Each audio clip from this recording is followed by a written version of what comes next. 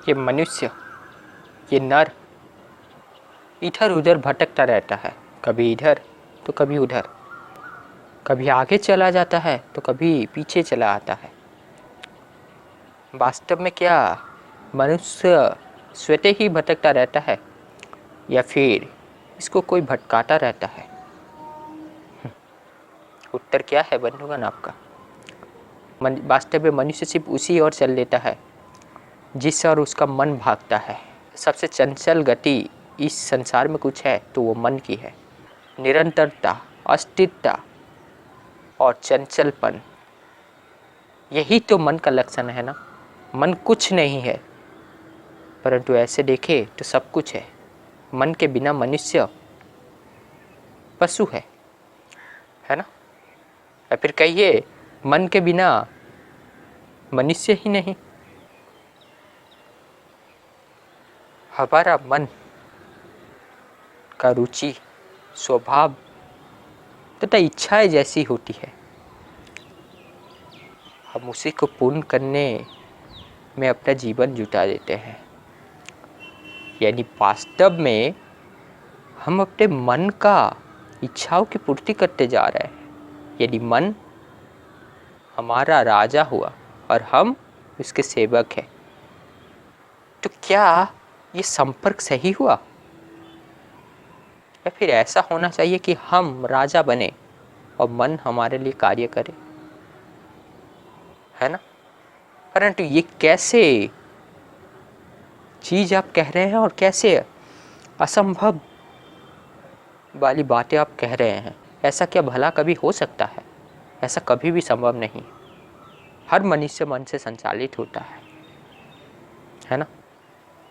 अब वास्तव में मन ये सब करता क्यों है? क्योंकि ना मन भीतर से अपने आप को खोखला, अपने आप से अपुन, अपने आप में अशांत रहता है। उसके भीतर ऐसा कुछ द्रव्य नहीं है, ऐसा कुछ चीज नहीं है जो उसे भली भांति आत्मविश्वास दे, उसे पूर्ण कर सके, उसे संपन्नता दे, संतुष्ट हो सके तथा सुख दुख में नहीं भागे। यानी अगर सुख के पीछे भाग रहा है तो दुख तो आएगा ही, है ना। तो फिर से उसका स्थिति डामाडोल स्थिति में चला आएगा। इसीलिए उसे आनंद चाहिए होता है ना बंधुगण। इसीलिए आध्यात्मिकता होता है।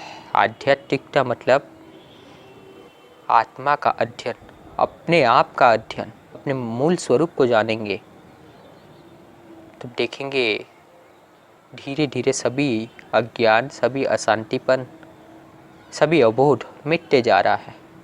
जैसे मैं कह रहा हूँ ये असंभव लग रहा होगा और ये आकलन करना भी कदाचित असंभव लग रहा होगा, लेकिन जैसे जैसे आप ज्ञान लेते जाएंगे और सही ज्ञान जो आपको भीतर से परिष्कृत करता है, ना कि जो उठला ज्ञान, जो उठला विधि विधान है, कोई सूचक से आपको कह दिया कि आप आध्यात्मिक मनुष्य है, नहीं। जो सही ज्ञान होता है, सत्संगति में अगर अपने आप को रखेंगे तो मन भी परिष्कृत होते जाएगा। आपके मन धीरे धीरे शांत होते जाएगा। तो क्या मन का स्वभाव मिट जाएगा? नहीं, मन का स्वभाव वही रहेगा, परंतु अब जो चिंतन करेंगे, जैसे इच्छाएं करेंगे, उसमें निष्काम चिंतन होगा, निष्काम इच्छाएं होगी। इसमें समाज हित, राष्ट्र हित जुड़ा होगा और व्यक्तिगत केंद्र से नहीं जिएंगे। जो समाज के लिए जीता है, जो राष्ट्र के लिए जीता है, संघर्ष तो आती है उसके सामने, परंतु भीतर से सदा आनंदित रहता है।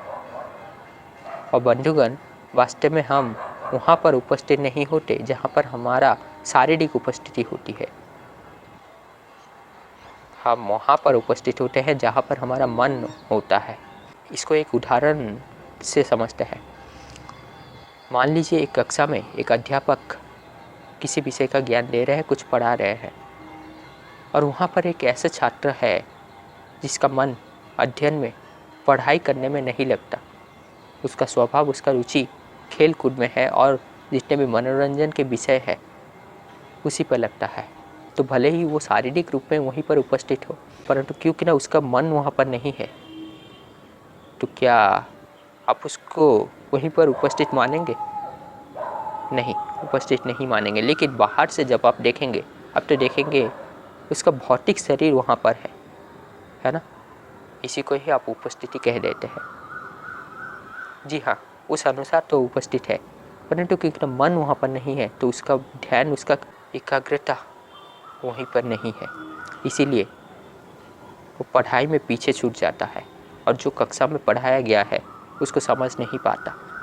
और यही कारण होता है क्योंकि ना जब अध्यापक उस विषय में ज्ञान दे रहे थे, पढ़ा रहे थे, हमारा मन वहीं पर नहीं था, हमारा एकाग्रता वहीं पर नहीं था, हमारा ध्यान वहीं पर नहीं था। मन जहाँ पर, वहाँ पर एकाग्रता, वहाँ पर ध्यान होगा और उसी में ही वृद्धि होती है ना। ये सुनने का विषय नहीं, लिखने का विषय नहीं, समझने का विषय है। अपने आप से पूछिए, मैं जितना भी चीज़ें कह रहा हूँ क्या गलत है? पूछिए अपने आप से। तो क्योंकि ना बंधुगण, ये मन भीतर से पूर्ण नहीं है, संपूर्ण नहीं है, संपन्न नहीं है, भीतर से अपूर्ण है, खाली है, भीतर शांति नहीं, अशांति है। और इन सब की पूर्ति करने हेतु वो बाहर की ओर दृष्टि देता है और बाहर से जो भी मिल जाए, जिस वक्त जो रुचि हुआ, स्वभाव हुआ, जिसको वो नया देखता है, उसे लगता है कि यही शायद वही चीज़ है जो मेरी इस खोखलापन, इसी अतृप्तपन, इसी अशांति का नाश करेगा। मैं सही कह रहा हूँ या गलत कह रहा हूँ? बंधुगण, अपने आप से पूछिए, आपको भी ऐसा महसूस होता होगा। आपके पास भी मन है, उसके पास भी मन है, हम सिर्फ ढांचा और आकार तथा स्वभाव से अलग है, परंतु ये काया मिट्टी से बना हुआ है, रक्त मांस का पुतला है ये, इसीलिए उसका जैसा तंत्र है, आपका भी वैसा तंत्र है, तो सभी को ही वैसा अनुभव होता होगा। क्या सही नहीं कह रहा हूँ दोस्तों? तो वास्तव में इस दिशाहीन मन को क्या चाहिए होता है? कभी ये प्रश्न किया है आपने? वो चीज़ क्या है जो मिल जाए तो वो पूर्ण शांति स्थिति में आ जाएगा? क्या है जो उसका अतिपन का नाश कर सकता है, उसको और अपूर्ण नहीं लगेगा? क्या है इसका समाधान? कहाँ से पाए इसका समाधान और कैसे हल करें इस विषय को? बंधुगण, इससे पहले ये सुनिए, समाधान तो आप तभी ढूंढते हैं ना जब आपको प्रतीत हो कि वास्तव में कोई समस्या हो रहा है। अगर समस्या नहीं लग रहा है तो आप समाधान की ओर नहीं जाएंगे। मान लीजिए किसी को बुखार हुआ है और वो उस बुखार को, उस बढ़ती तापमात्रा, किसकी बढ़ती तापमात्रा? शरीर की तापमान में जब वृद्धि दिखाई दिया, वो उसको ही स्वाभाविक मान लिया। जब शरीर दुर्बल पड़ने लगा, वो उसको भी स्वाभाविक मानने लगा। वो कहने लगा कि ऐसा होता है। तो जब उसने इसको समस्या नहीं माना, ये स्वाभाविक माना, ये साधारण स्थिति मान लिया,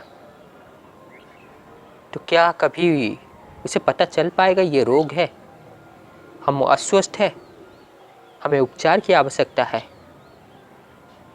हमारा अभी जो पहला सबसे प्राथमिक कार्य होना चाहिए, जिसका वरीयता सबसे ज़्यादा है, वो है कि अपने आप को सुधारना, इस रोग से मुक्ति पाना, अपने शरीर को सशक्त करना, पुनः स्वस्थ होना, यानी ज्वर को दूर भगाना। परंतु उसे पता ही नहीं कि उसे ज्वर हुआ है, उसे पता ही नहीं कि वो रोगी है, उसे पता ही नहीं कि वो अस्वस्थ है, उसे पता ही नहीं कि ये शरीर का नॉर्मल टेम्परेचर नहीं है, नॉर्मल टेम्परेचर से कहीं ज़्यादा अधिक है ना। तो समाधान की ओर जाएगा क्यों? वो उसी स्थिति में आगे बढ़ता रहता है। और जैसे ही उसे पता चल गया ये नॉर्मल कंडीशन नहीं है, साधारण स्थिति नहीं है, हमें उपचार की आवश्यकता है, तभी जाकर वो डॉक्टर के पास जाएगा ना। अब डॉक्टर के प्रिस्क्रिप्शन के अनुसार, उनके विधि विधान के अनुसार जो उन्होंने कहा है उसी के अनुसार अगर दिनचर्या रखा, उसी के अनुसार अगर औषध लिया तो देखेंगे 2-3 दिन में आप ठीक हो जाएंगे, है ना। और यहाँ पर क्योंकि मैं औषध का बात किया हूँ, एक चीज़ ध्यान रखिएगा बंधुगण, डॉक्टर ने जिस तरीके से कहा है कि आपको मेडिसिन लेना है उसी तरीके से आपको मेडिसिन लेना है, उसी के अनुसार मेडिसिन लेना है, जितने मात्रा में कहा है उसी मात्रा में लेना है, जिसके बाद कहा है, जिस समय कहा है उसी के अनुसार लेना है, जब कहा है। यानी किसी को कहा गया होगा कि ये मेडिसिन खाने के आधा घंटा पश्चात लेना है और ये मेडिसिन सुबह प्रातः उठते ही लेना है खाली पेट, है ना। तो जिसको खाली पेट कहा गया है उसको अगर आप भर पेट के बाद 1 घंटा बाद खाते हैं तो रोग कमने की जगह दोगुना हो जाएगा और विकटपूर्ण स्थिति हो जाएगी। यानी सिर्फ मेडिसिन खाने से नहीं होगा, प्रिस्क्रिप्शन लाने से नहीं होगा, उसको जैसे कहा गया है उसी को उसी समय के अनुसार सही मात्रा में सही विधि विधान से खाना पड़ेगा। तो इसको आप हमारे जीवन में किस तरह ले सकते हैं? इस तरह कि जब भी आप एक उच्च चेतना मनुष्य के पास जाते हैं, एक जीवन मुक्त मनुष्य के पास जाते हैं, एक बोधयुक्त ज्ञानी व्यक्ति के पास जाते हैं जो आत्मबोध से संचालित होता है, जो चेतना से संचालित होता है, तो उन्होंने जैसा कहा उसी के अनुसार, उसी विधि विधान के अनुसार आपको कार्य करना पड़ेगा। लेकिन उन्होंने कहा कुछ, आप उसी को कुछ अलग तरीके से कर रहे हैं, अपने मन मर्जी ढंग से निभा रहे हैं, फिर कहेंगे मुझे सही परिणाम क्यों नहीं मिला, तो इसका दोष आप पर जाएगा, उन पर नहीं, क्योंकि ना उन्होंने जैसे कहा था, जो कहा था आपने उसी अनुसार नहीं किया, है ना। आप अगर पानी लेकर मुंह के माध्यम से शरीर में डालेंगे तो आपकी गला की तृष्णा मिटेगी, लेकिन उसी पानी को लेकर आप अगर मस्तक पर डालेंगे तो क्या गला की तृष्णा मिटेगी? नहीं। वही पानी को तो हमने शरीर में डाला लेकिन मिटी नहीं, अर्थात उसको सही स्थान पर देना पड़ेगा, है ना। तो ये सब इसीलिए कहा क्योंकि बंधुगण अब वास्तव में जड़ को समझ सके, सही कारण को समझ सके, आप स्वयं ही प्रश्न करें, स्वयं ही उत्तर देने के लायक बन जाए, चेतना को विस्तार दे। अब प्रश्न सिर्फ वो ही कर सकता है जो अध्ययन कर रहा है, क्योंकि ना उसी के मन में ही प्रश्न आएगा। जो सिर्फ ऐसे अध्ययन नहीं करता तथा जो देखा देखी में आगे बढ़ता रहता है, जिसके पास तर्क बुद्धि नहीं, तर्क शक्ति नहीं, वो कभी भी प्रश्न नहीं करेगा। सही कह रहा हूँ ना बंधुगण? तो वास्तव में मन को शांत करने के लिए, मन को आनंदित रखने के लिए, आनंद का कोई विलोम शब्द नहीं होता, हमें अपने आप को उठाना पड़ेगा, हमारा चेतना को उठाना पड़ेगा। वास्तव में आपका चेतना स्थल जिस तरह का होता है, आपका मन का स्वभाव भी उसी तरह हो जाता है। जब आप चेतना को उच्चतम स्थिति में लेते जाते हैं, यानी चेतना में विकास आता है, चेतना में विस्तार आता है, तो मन का स्वभाव भी बदल जाता है। यही रक्त मांस मज्जा से बना एक मनुष्य आदर्श बन जाता है तो एक साधारण मनुष्य क्यों?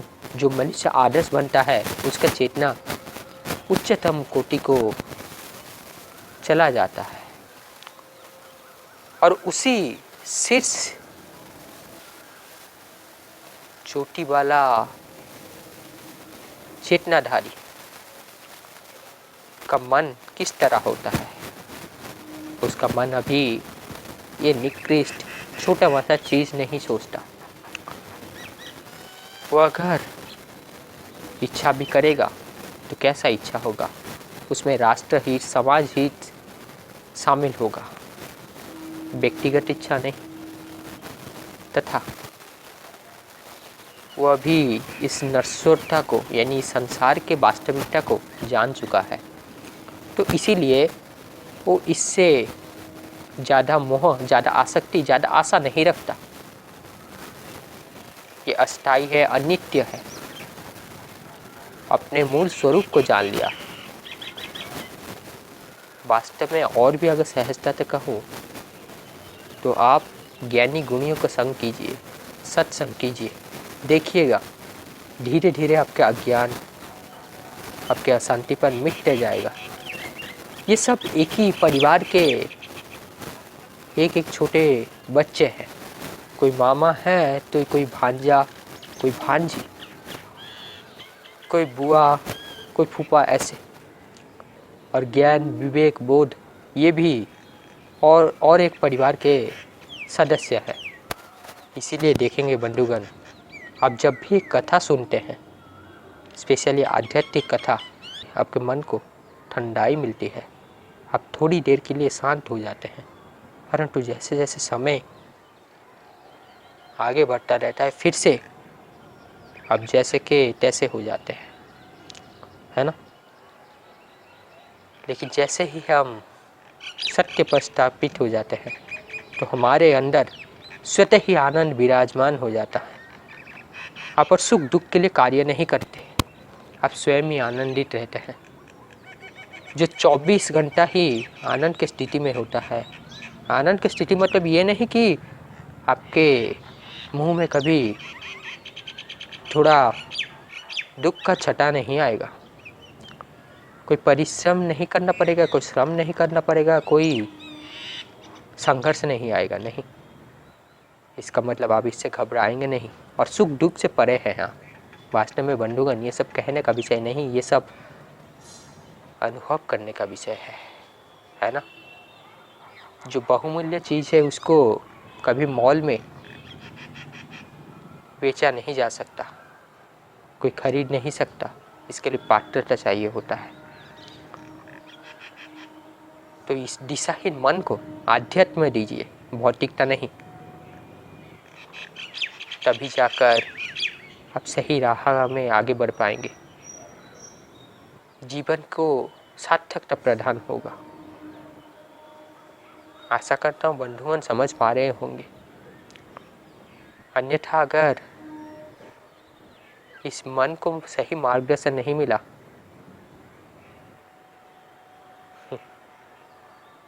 तो खराब मन के कारण एक मनुष्य दुर्योधन में बदल जाता है, दुशासन में बदल जाता है, टेररिस्ट हो जाता है, एक अपराधी बनने लगता एक गलत इंसान का परिचय पा लेता है ना। और अगर सही मन हुआ,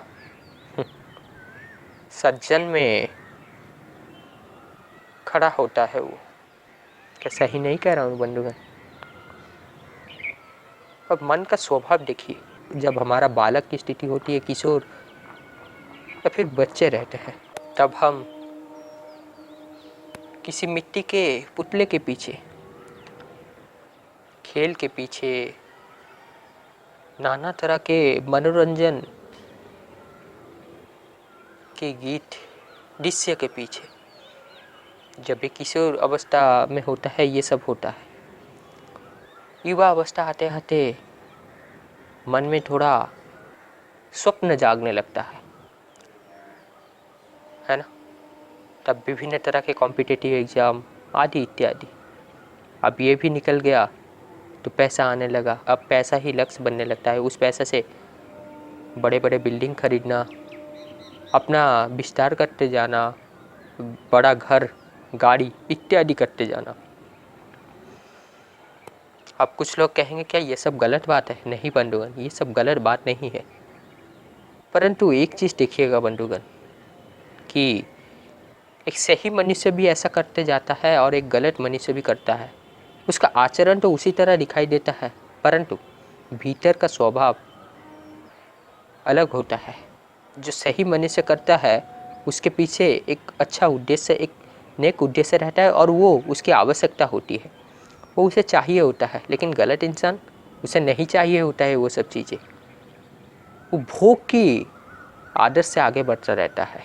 वास्तव में भोग वो नहीं करता, भोग उसका भोग कर लेता है। भोग सदा तरुण रहता है, लेकिन भोग करने वाला मनुष्य वृद्ध हो जाता है, जरा अवस्था को प्राप्त हो जाता है। और वो भोग करने की संस्कृति तो भीतर पड़ी रही, वो तो नहीं गई, परंतु ये काया तो जर्जर अवस्था को प्राप्त हो गई, दुर्बल हो गई। इसी कारण अब क्या करेगा वो? संस्कार को तो मिटा नहीं पाएगा, अब वो सामर्थ्य नहीं बचा कि वो भोग कर सके, तो दुखी रहता है, निराश रहता है, हताश रहता है, बेसहारा होकर जीवन जीता है। क्या सही नहीं कह रहा हूँ बंधुगण? वहीं पर एक बुद्धियुक्त मनुष्य वो भी भोग करता है, लेकिन वो वास्तव में भोग नहीं करता, भोग उसके स्वामी नहीं बनता, वो त्यागपूर्वक भोग करता है, अपरिग्रह भावना से करता है। और जो मैं ये कहा कि उच्च कैरियर हो, बिल्डिंगें करता है, फ्लैट करता है, बंगलो करता है, लेकिन अब अगर उसकी आवश्यकता होती है, अगर चाहिए होता है, तथा उस समय समाज का, राष्ट्र का क्या परिस्थिति है ना? अगर उसे 100 करोड़ चाहिए तो वो 100 करोड़ के पीछे जाएगा, लेकिन अगर नहीं चाहिए वो नहीं जाएगा, है ना? 2 तरह के संसारी मैं कहता हूँ बंधुगण, महाभारत से आपको दिखाता हूँ। एक संसारी थे पांडवों, जो धर्मयुक्त जीवन जीते थे, ये भी तो गृहस्थ है ना? और एक गृहस्थ थे दुर्योधन जैसा, है ना? आज ये पांडवों जैसा गृहस्थ, पांडवों जैसा मनुष्य का अभाव हो गया है और इनका स्थान कौन ले लिया है? ऐसे ही दुर्योधन जैसे मनुष्य ने यही गृहस्थ परंपरा को आगे बढ़ा रहे हैं। तथा ये धर्म आज क्या बन गया है? धर्म आज बन गया है कि सब कुछ छोड़ छाड़ कर जाकर कुछ ना करना, है ना? अकर्मण्यता को अपना लेना। क्यों? क्योंकि ऐसे सही मनुष्य का अभाव हो गया है, उसी का स्थान गलत मनुष्य ने ले लिया है ना? आचरण उसी तरह से दिखाई देगा, परंतु उसके पीछे जो उद्देश्य रहता है अलग होता है। सही मनुष्य भी जीविका को अपनाता है, गलत मनुष्य भी जीविका को अपनाता है, परंतु उन दोनों में उद्देश्य अलग होता है, मनोदशा अलग होता है। रावण के पास भी धनुष्वान था, राम के पास भी धनुष्वान था, लेकिन क्या रावण को आदर्श मानते हैं? नहीं, राम को मानते हैं। दोनों ही तो शूरवीर महारथी योद्धा थे, परंतु आप किसके पक्ष में रहना चाहेंगे? राम के पक्ष में। उनका उद्देश्य पूर्ण तरह भिन्न था, है ना बंधुगण? ये जो एक एक विषय मैं कह रहा हूँ, इसके विषय में बहुत कुछ कहा जा सकता है, लेकिन जैसे समय की पाबंदी है, तो अभी समय हो गया है कि आपसे अलविदा लिया जाए। फिर मिलेंगे, तब तक शांति से, आनंद से अपने जीवन को सत्य, धर्म, न्याय की ओर आगे बढ़ाते रहिए, ज्ञान लेते रहिए। ज्ञान का कोई अंत नहीं, यही सबसे बड़ा अच्छा चीज़ है, क्योंकि ना आप पूरा जीवन ज्ञान लेते रहेंगे, आपका जीवन का अंत हो जाएगा, लेकिन ज्ञान असीमित है, इसका अंत नहीं होगा। थोड़ी देर प्रतीक्षा कीजिए, थोड़ा धीरज रखिए। मैं बस यूँ गया और यूँ ही आया।